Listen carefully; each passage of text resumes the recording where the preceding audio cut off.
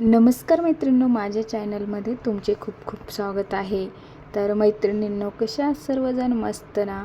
तर तुम्हाला असेच नॅचरली लॉंग, मऊ, मजबूत आणि चमकदार केस पाहिजे आहे का? तर त्यासाठी व्हिडिओ शेवटपर्यंत नक्की पहा।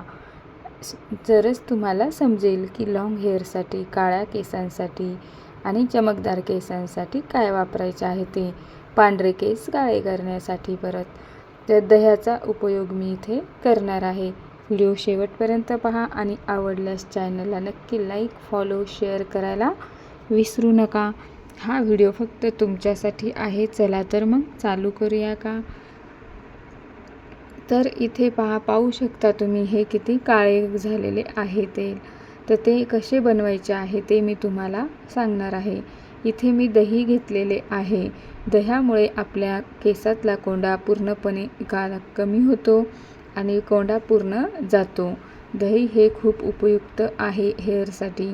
त्याच्यामध्ये आपण चहापत्ती टाकलेली आहे। चहापत्तीने सुद्धा केस खूप चमकदार आणि मऊ दिसायला लागतात।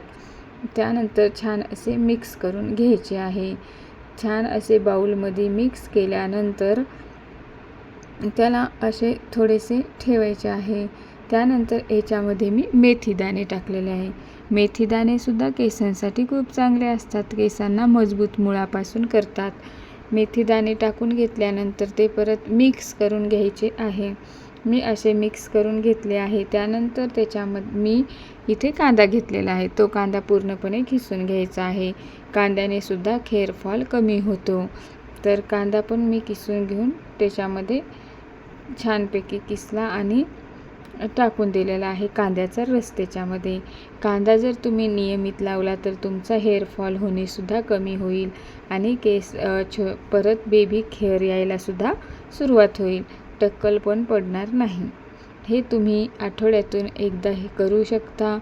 तर मैत्रिणींनो, तुम्हाला माझे व्हिडिओ कसे वाटतात कमेंट सेक्शनमध्ये मला नक्की सांगा। त्यानंतर तो रस मी ह्याच्यामध्ये टाकला, त्या बाउलमध्ये ते पूर्णपणे मिक्स करून घेतलेला आहे, पाहू शकता तुम्ही। आणि त्यानंतर काय केले आहे, मी ते 10-15 मिनिट झाकून ठेवलेले आहे।